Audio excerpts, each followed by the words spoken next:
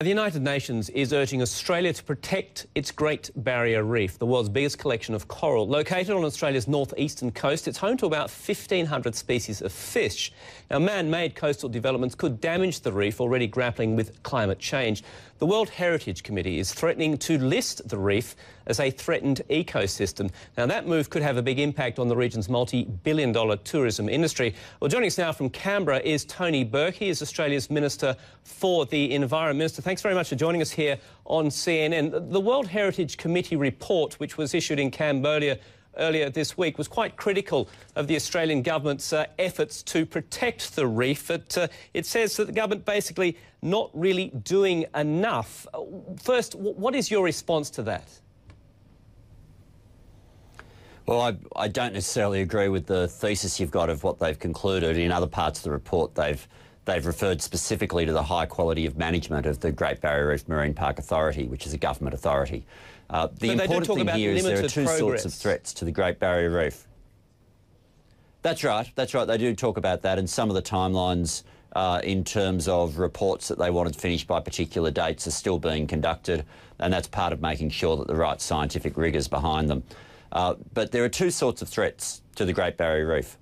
There are the threats because of the impacts of climate change, which is your more intense weather events, your coral bleaching issues, and also your issues there which are not specifically climate change but caused by the same thing, which is ocean acidification.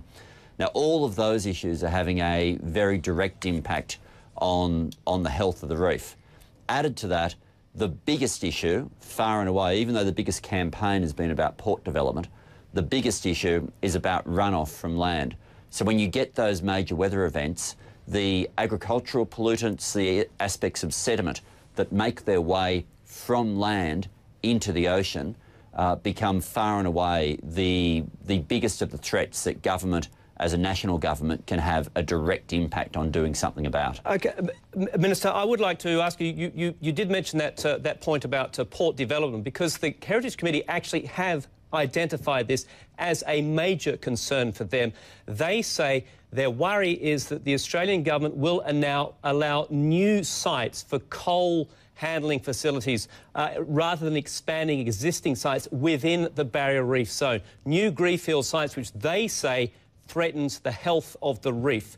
What do you say to that? I mean, is the Australian government prepared to open up entire new areas for port development, new facilities on that coastal zone? We have a strategic assessment, which is a legal process we have that then effectively establishes the rules up and down the Queensland coast. Now, that's being conducted at the moment.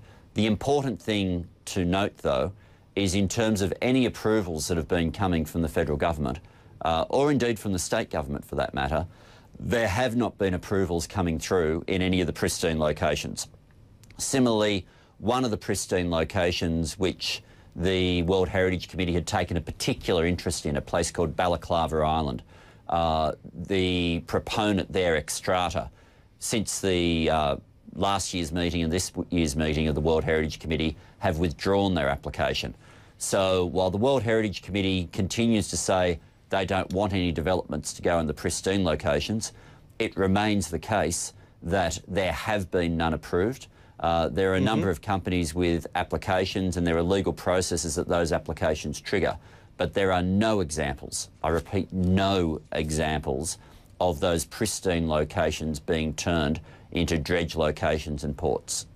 OK, you have been described as being held to ransom by radical Greens. That description coming from the state deputy leader of the state of Queensland, where the reef is located, of course. Is a tension between federal and state governments likely to have a negative impact on the Australian government being able to convince the World Heritage Organisation that it's doing the right thing, that it will get there in time, meet that deadline? Yeah, look, it was pretty colourful language that the Deputy Premier used against me. I think I was basically being pinned as being a hostage in some way. Look, the truth is all of the criticisms that the Queensland government have levelled at me because, and Queensland's one of the states of Australia, their criticisms levelled at me are quite simply because they think I've been too protective of the Great Barrier Reef.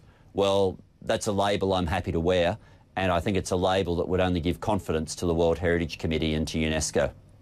It'd be an enormous embarrassment, though, if they did put this in danger listing on the Barrier Reef, wouldn't it?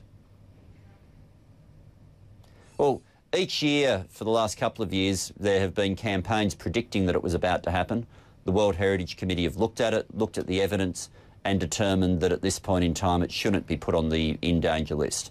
Let's not pretend that the only issues that could contribute to the in danger listing are issues within the control of national governments.